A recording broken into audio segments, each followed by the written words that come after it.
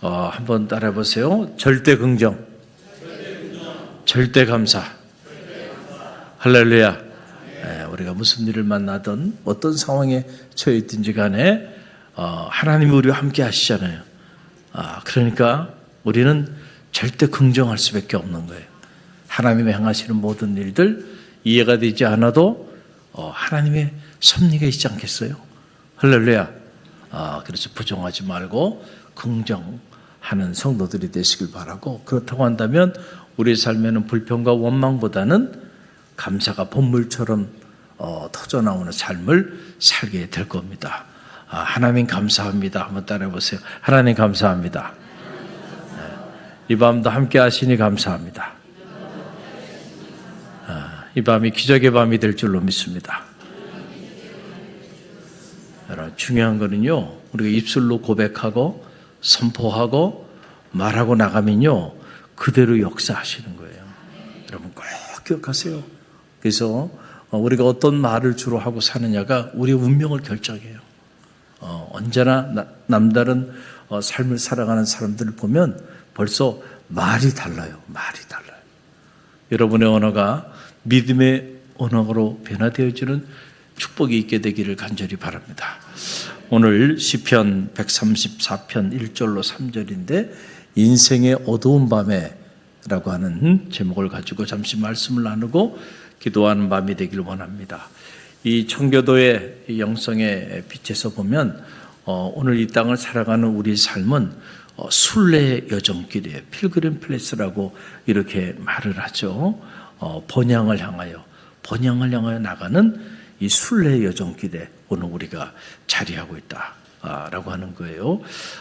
그래서 여러분 우리 여기 어딘가에 가평에 가게 되면 필그림 플레이스라고 하는 그 지구촌 교회에서 그 필그림 플레이스라고 하는 그 수련원을 만들어 놓고, 그리고 실제로 존 버년의 그 필그림 그 순례 여정길을 이렇게 재현하고 체험하는 그런 곳을 만들어 놓고 오는 이들에게 그 인생의 여정길이 영적으로 보면 이런 순례 여정길임을 체험케 하고 있는데, 여러분 오늘 이 시편 134편 이 말씀은 성전 순례자를 위한 노래입니다. 성전 순례자를 위한 그런 노래인데 1절에서 3절이죠. 너무 짧은 말씀이에요.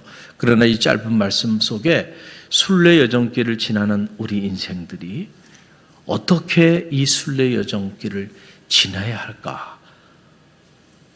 그 놀라운 비밀을 우리에게 설명해 주고 있는 놀라운 생명의 말씀이 아닐 수가 없어요. 먼저 우리가 두 가지 차원에서 짧게 묵상하기를 원하는데, 인생의 밤에 관한 말씀이 먼저 나오죠.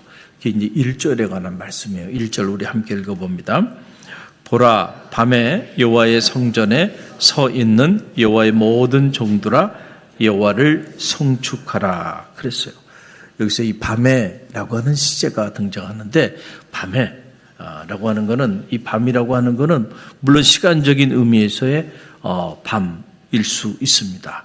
그리고 밤에 성전을 지키는 자들, 그 레위 지파 자손들을 지칭하는 그러한 일차적인 의미를 가지고 있어요. 그러나 그 의미만 있질 않아요.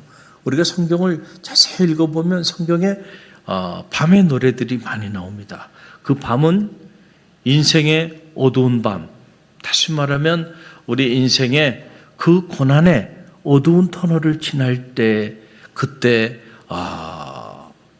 그 상황을 지침하는 그런 밤으로 우리가 이해할 수 있는 그런 내용이고요. 여호와의 집을 지키는 자, 구약의 개념에서 보면 레위지파 사람들이 그렇게 했지만 신약의 개념에서 본다고 한다면 온 성도들이, 그렇죠? 하나님의 거룩한 성소 중심의 그런 삶을 살아가고 있잖아요. 여러분, 인생의 어두운 밤은요, 불신자에게만 오는 게 아니고 우리 믿음의 길을 걸어가는 신자에게도 때때로 이 순례 여정길을 지나다 보면 인생의 고난의 어두운 밤을 우리가 맞이하기도 한다는 거예요. 그래서 여러분 시편을 보게 되면, 시편 23편에 보게 되면 다윗의 고백이죠. 인생의 말년에 다윗이 쓴 시인데, 자, 여호와 하나님을 목자로 삼고 평생을 믿음의 길을 걸어가는 그 다윗의 인생에도 사망의 음침한 골짜기를 다닌 적이 있다는 거예요. 우리가 이 짧은 인생의 나그네 여정길, 이 순례 여정길을 지나다 보면 때때로 사망의 어두운 골짜기를 지날 때도 있다는 거예요.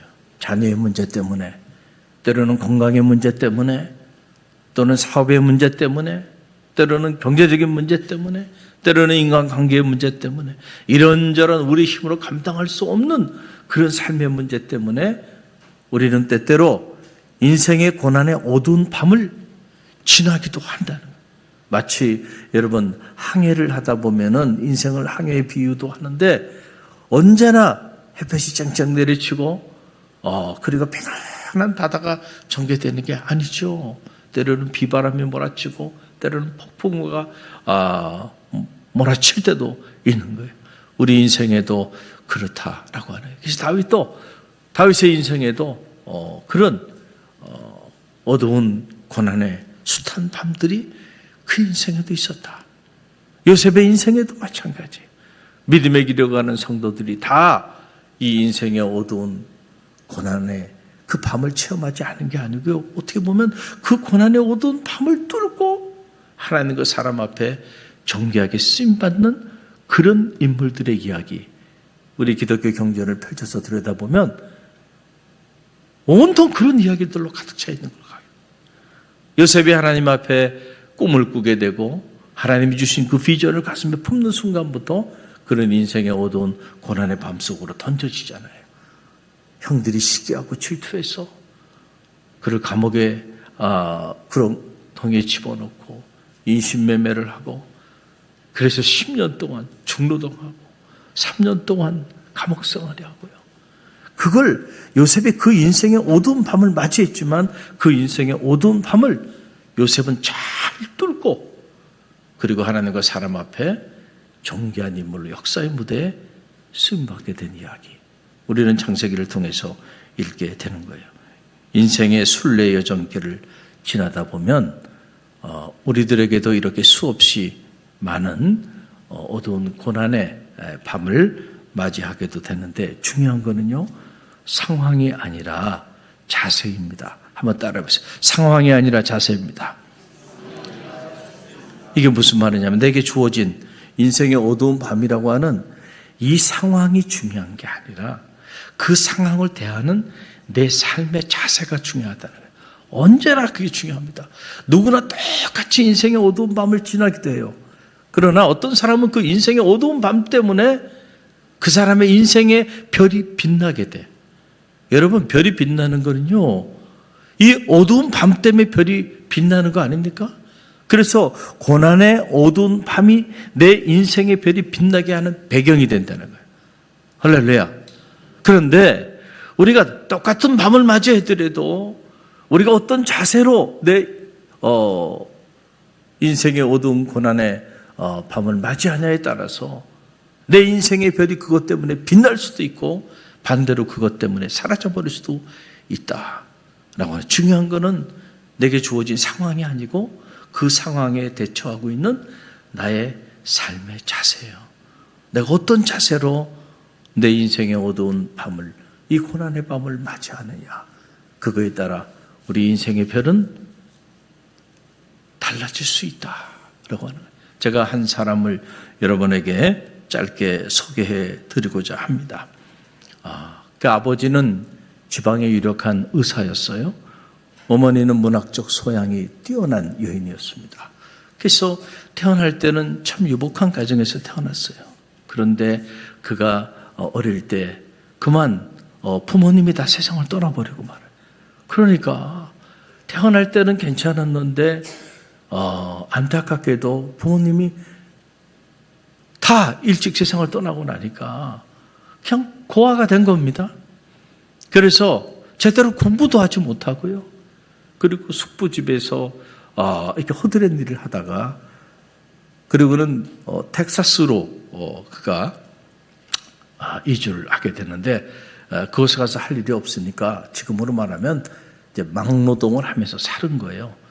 그냥 이렇게 직공으로 일하기도 하고 점원으로 일하기도 하고 그 다음에 카보이 역할도 하고 그렇게 하다가 그의 나이 23살 때 17살 먹은 여인을 만나서 결혼을 하게 됩니다. 그런데 그만 그 결혼 생활도 오래가지 못해요. 아내도 대단히 그 큰 병으로 생사를 오고 가게 되고 그리고 어떻게 우여곡절 끝에 오스틴 은행이라고 하는 은행에 이렇게 들어가게 됐는데 참 안타깝게도 그 상사의 실수로 인해서 그 모든 책임을 이 사람이 다 뒤집어치고요. 그리고는 결국 은행에서도 쫓겨납니다. 여러분 얼마나 참 인생이 풀리지가 않아요. 그렇죠? 그런데 그렇게 쫓겨난 다음에 2년 지난 후에 그 쫓겨난 그 은행에서 이 사람에 대해서 그 공금 횡령 혐의를 다 이 사람에게 뒤집어 씌워가지고 너무너무 억울하게 결국은 이 사람이 감옥에 들어가게 돼. 감옥에서 무려 3년 동안 감옥살이를 합니다. 여러분 억울해요? 안 억울해요? 인생이 너무너무 힘들고 어려워요. 그 3년 동안 여러분 어떻게 보냈겠어요? 그런데 놀라운 사실은요, 제가 얘기했잖아요. 상황이 아니라 뭐라 그랬어요? 자세라 그랬죠. 근데 이 사람은 이렇게 억울한 상황에 아니 자기 인생에 완전히 밑바닥까지 온 거예요. 자, 그런데 그는 그 3년 동안의 감옥 생활을 하면서 어릴 때 꾸었던 꿈, 그 어머니가 문학적 소양이 뛰어나다 그랬잖아요. 그래서 이 사람도 문학적 소양을 어머니를 닮아서 문학적 소양을 가지고 태어났어요. 그래서 어릴 때 그의 꿈이 작가가 되는 게 꿈이었어요. 그런데 너무 삶이 힘들잖아. 정말 인생의 어두운 고난의 이 여정길을 지나오면서 그 꿈도 다 잃어버렸던 건데 만 3년 감옥 생활을 하면서 감옥에서 할 일이 있어야지. 그렇죠? 그래서 그가 글을 쓰기 시작합니다. 그리고는 꿈을 꿔요. 이제 내 잃었던 작가의 꿈, 소설가의 그 꿈을 감옥 생활을 하면서 회복을 해요. 그리고 출소 이후에 10년 만에 무려 그가 쓴 단편집이 300편 이상이나 돼요. 그런데 그가 쓴 그 단편 중에 세계인에게 감동을 주는 불의의 명작이 탄생되는데 그것이 바로 오 헨리의 마지막 입새라고 하는 작품입니다. 만약에 이 오 헨리가 만 3년 동안의 그 감옥에 갇히는 그 고난의 시간들을 겪지 않았다고 한다면 그가 남다른 만 3년 동안 그 남다른 감옥살이를 하면서 말이죠. 그때 겪었던 그 체험을 근거로 해가지고 글을 쓰고 그 체험이 묻어난 작품이 바로 인류가 사랑하는 오 헨리의 마지막 입새라고 하는 그런 작품이에요. 할렐루야. 사람 인생은 모르는 거예요. 그렇죠? 만약에 이 오 헨리가 감옥에 그렇게 억울한 누명을 쓰고 들어갔을 때 인생을 낙관하면서 낙심하면서 불평과 원망을 토하고요. 그리고 그냥 사람을 탓하고 그러면서 자기 인생을 비관하고 저주하면서 충분히 그럴 수 있는 상황 아닙니까? 그렇게 살았다고 한다면은 여러분 이 3년 동안의 감옥 생활은 그의 인생의 마지막 종지부를 찍는 그의 인생을 완전히 무너뜨려버리는 산산히 무너뜨려버리는 그런 시간이 되었을 거예요. 그러나 그는 그 상황을 그렇게 맞이하지 않았어요. 잃었던 꿈을 회복하는 시간으로 받아들인 거예요. 자세가 중요해요. 할렐루야. 그 신앙도요. 보면 신앙생활을 잘하는 사람과 잘하지 못하는 사람들 딱 보면은 뭐 떡잎부터 한다 그러잖아요. 보여요. 제가 감리교 신학대학에서 이렇게 강의를 해도 신학생들 딱 보면 딱 자세가 벌써 앞으로 하나님께 존귀하게 쓰임받을 인물인지 아니면 힘들겠구나. 이게 말은 안 하지만 보일까 안 보일까요? 이쯤 살면 보입니다.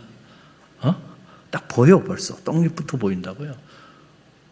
머리가 좋고 뭐 재능이 많고 그게 문제가 아니야. 우리는 그런 것들에 따라서 뭔가 아니에요. 자세입니다. 자세. 할렐루야. 우리가 하나님 앞에서 어떤 자세로 하나님 앞에 예배하는가, 어떤 자세로 내가 신앙생활하는가. 여러분 그 자세가 여러분의 고도를 결정할 겁니다. 할렐루야. 틀림없어요. 상황이 중요한 게 아니에요. 내가 남보다 재능이 좀 없어도요, 남보다 무슨 뭐 좀 뛰어나지 못했어도요, 여러분 자세가 좋은 사람은요 반드시 쓰임받습니다. 특별히 하나님은 그런 사람을 들어 쓰시는 거예요. 그러니까 충분히 불평하고 원망하는 이러한 삶의 상황임에도 불구하고 거기 좋은 자세를 가지고 자기 인생을 긍정하며 받아들이잖아요. 그랬을 때 위기가 기회가 되고 고난이 축복이 되는 거예요. 할렐루야. 오늘 이 말씀에 들여다 보니까, 자, 오늘 여러분은 어떤 인생의 어두운 밤을 지금 맞이하고 있는지, 각자 여러분 나름대로의 그 인생에 여러분의 힘으로 감당할 수 없는 삶의 문제들 때문에 인생의 어두운 고난의 밤을 맞이하고 있으리라고 봐요. 중요한 건 우리가 이 어두운 밤을 어떻게 통과해야 할까? 어떤 자세로 맞이해야 될까? 그거에 따라서 여러분의 인생의 별이 빛나기도 하고 그렇지 않을 수도 있다. 오늘 이 1절부터 3절 짧은 말씀이죠. 그러나 이 3절의 말씀 속에는요, 우리가 어떻게 인생의 고난의 어두운 밤을 지내야 하는지, 그랬을 때 어떻게 하늘의 문이 열리고 그 고난의 어두운 밤 때문에 하늘의 축복이 내게 놀랍게 임하는지, 그 인생의 비밀을 우리에게 여과 없이 보여주는 놀라운 생명의 말씀이에요. 여러분 2절 말씀을 보세요. 1절로 2절 말씀 우리 다시 한번 읽어봅니다. 보라, 밤에 여호와의 성전에 서 있는 여호와의 모든 종들아, 여호와를 송축하라. 성소를 향하여 너희 손을 들고 여호와를 송축하라. 그랬어요. 성소를 향하여 너희 손을 들고 여호와를 송축하라. 언제? 인생의 어두운 밤을 맞이할 때 첫째는 성소를 찾으라는 거예요. 어디를 찾아요? 성소를 찾아야 돼요. 오늘 여러분이 이 밤에 그냥 나온 게 아니에요. 여러분 우리가 매주 이런 금요 성령 집회를 그냥 하는 게 아니에요. 우리 모두가 크고 작은 인생의 어두운 밤을 보내고 있기 때문에 이 어두운 밤을 보내고 있는 이때에 성소를 찾을 때 하늘의 문이 열리는 거예요. 할렐루야. 여러분 이 사실을 알아야 돼요. 왜 성소일까? 여러분 솔로몬이 성전 낙성식을 하고 난 다음에 그날 밤에 하나님이 솔로몬에게 나타나셔서 하신 말씀이 있어요. 여러분 그 말씀이 역대하 7장 12절로 16절 말씀인데요. 우리 함께 읽어봅니다. 밤에 여호와께서 솔로몬에게 나타나사 그에게 이르시되 내가 이미 내 기도를 듣고 이곳을 택하여 내게 제사하는 성전을 삼았으니 혹 내가 하늘을 닫고 비를 내리지 아니하거나 혹 메뚜기들에게 토산을 먹게 하거나 혹 전염병이 내 백성 가운데 유행하게 할 때에 내 이름으로 일컫는 내 백성이 그들의 악한 길에서 떠나 스스로 낮추고 기도하여 내 얼굴을 찾으면 내가 하늘에서 듣고 그들의 죄를 사하고 그들의 땅을 고칠지라. 이제 이곳에서 하는 기도에 내가 눈을 들고 귀를 기울이리니 이는 내가 이미 이 성전을 택하고 거룩하게 하여 내 이름을 여기에 영원히 있게 하였습니다. 내 눈과 마음이 항상 여기에 있으리라. 아멘. 여러분, 개인의 삶이든 공동체의 삶이든 한 민족의 삶이든 인생의 어두운 고난의 터널을 지날 때 그때 뭘 찾으라는 거예요? 성소를 찾으라는 거예요. 성소에 나와서 너희가 기도하라는 거예요. 그러면 내가 반드시 들을 거다. 그 이유는 내 눈과 귀가 어디 있으리라? 여기 있으리라. 할렐루야. 여러분, 하나님 특별히 택하시고 선택하시고 거룩하게 기름 부은 이 하나님의 거룩한 성소에 여호와의 눈과 귀가 여기 있다는 사실을 믿으시길 바랍니다. 여러분, 공간의 영성이 있는 거예요. 여러분, 세상에 얼마나 많은 건물들이 있어요. 그러나 그런 건물들과 여러분, 특별히 수많은 성도들이 피와 눈물로 기도하며 세운 이 하나님의 거룩한 이 성소라고 하는 여러분, 이 공간, 그리고 수많은 성도들이 이곳에서 눈물로 기도하고 말씀을 읽고 찬양하고 그렇게 영적으로 고백하며 나온 이 공간하고요, 여러분 같겠어요? 여러분 같다고 생각합니까? 여러분 같을 수가 없는 겁니다. 여러분들이 어디 가셔도요, 아무 데나 가서 잠을 자거나 아무 데나 가서 여러분들이 기거하고 머물고 여러분 그러면 안 돼요. 왜냐하면 다 그 공간마다 나름대로의 다 영이 있어. 귀신도 뭐가 있다 그랬어요? 영이 있어. 기도원이고 이런 데도 아무 데나 막 가면 안 돼요. 여러분 아무 데나 가서 주무시다가 이상한 영 여러분 사로잡혀가지고 오는 경우도 있고요. 가정도 마찬가지예요. 이 사람이 여기, 이 전에 사람들이 여기서 뭘 하면서 지내고 어떤 삶을 살았던 사람인지 알아야 돼요. 할렐루야. 늘 성도가 기도하고 예배하고 찬양하고 그렇게 살았던 그 가정, 그 공동체는요, 여러분 벌써 영이 달라요. 할렐루야. 교회도 마찬가지예요. 교회도 성령의 기운이 느껴지는 교회는요, 생기가 있습니다.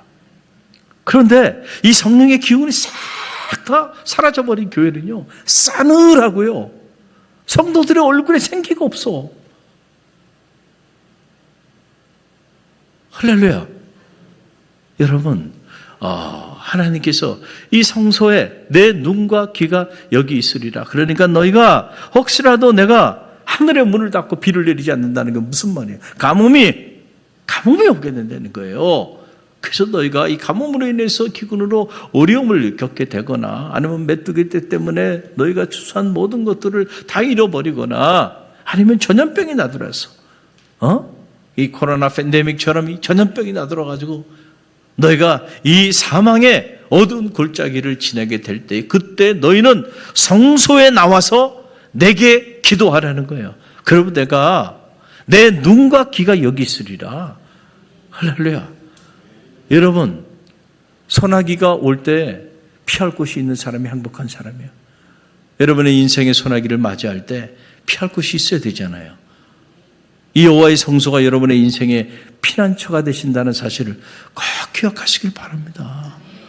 여러분이 성도로 살아가면서 이 땅에 번영을 향하여 나가는 영적인 순례 여정길을 지나면서 여러분의 인생의 피난처가 되는 곳이 어디예요? 그것이 무슨 클럽입니까? 그것이 무슨 어디 유원지입니까? 어디예요 그게?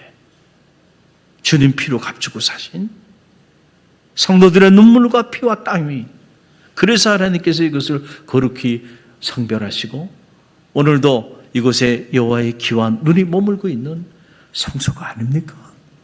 할렐루야. 그래서 인생의 어두운 그 고난의 밤을 맞이했을 때 수많은 성도들이 성소에 나와 기도하고 말씀 듣고 예배하다가 주의 음성을 듣고 인생의 문제를 해결함을 받는 역사들이 오늘도 일어나고 있는 거예요. 할렐루야. 그러니까 오늘 이 밤에 여러분 잘 나오셨어요. 그래서 이 성소에 나와서 뭐라 해요? 손을 들어 여호와를 송축하라. 여러분, 손이라고 하는 것은 그냥 단순한 손이 아니에요. 자, 우리는 크고 작은 모든 일들을 다 무엇을 가지고 해요? 손을 가지고 하죠. 그러니까 인간의 행위를 통칭하는 가장 상징적인 신체 부위가 있다고 한다면 그건 바로 뭐예요? 손이에요. 손. 그래서 하나님도 이 성서에 보게 되면 오른손으로 내가 내게 붙들리라. 두려워하지 말라. 내가 너와 함께함이라. 놀라지 말라. 나는 내 하나님이 됨이라. 참으로 내가 너를 도와주리라. 나의 의로운 오른손으로 내가 너를 붙들리라. 손이라고 하는 거는요, 단순한 그냥 신체의 한 부위가 아니고 우리가 크고 작은 우리 인생의 모든 일을 행할 때 이 손으로 다 하게 되는데 그 손을 여호와를 향하여 송축하라는 거예요. 인생의 어두운 고난의 밤을 맞이할 때, 할렐루야.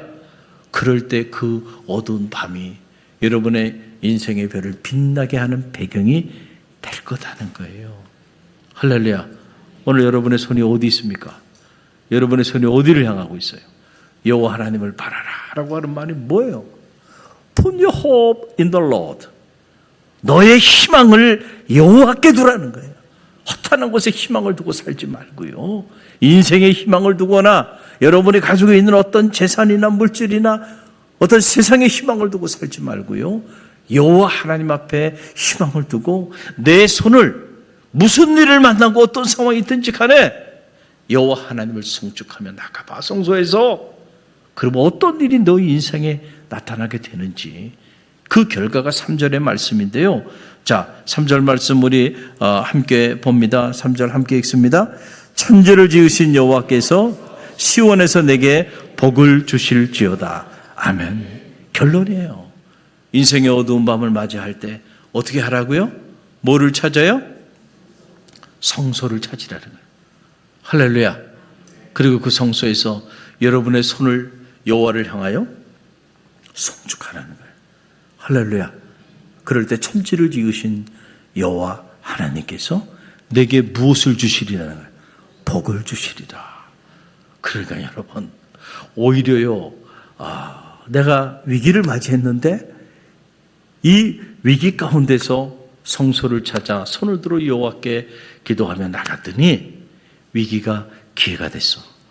그 위기 때문에 하나님의 축복을 체험하게 된 역사가 나요. 고난이 축복이 되요. 위기가 기회가 되고요. 할렐루야. 그러니까 상황이 중요한 게 아니고요. 그 상황을 우리가 어떻게 맞이하느냐, 이게 중요한데 저는 믿음으로 반응할 수만 있다고 한다면 세상에 버릴 것이 없다. 할렐루야. 어두운 고난의 인생의 밤이 맞이해도요, 여러분, 이건 버릴 것이 아닙니다. 이 어두운 인생의 고난의 밤 때문에 내 인생의 별은 반드시 빛나게 될 거예요. 할렐루야. 여러분의 자녀의 인생도, 여러분의 가정도, 우리 갈릴리 교회도, 여러분, 우리가 믿음으로 성소를 찾고 성소를 향하여, 여호와를 향하여 우리의 두 손을 들고 송축하며 나갈 수만 있다고 한다면 모든 것이 협력하여 선을 이루게 될 줄로 믿습니다.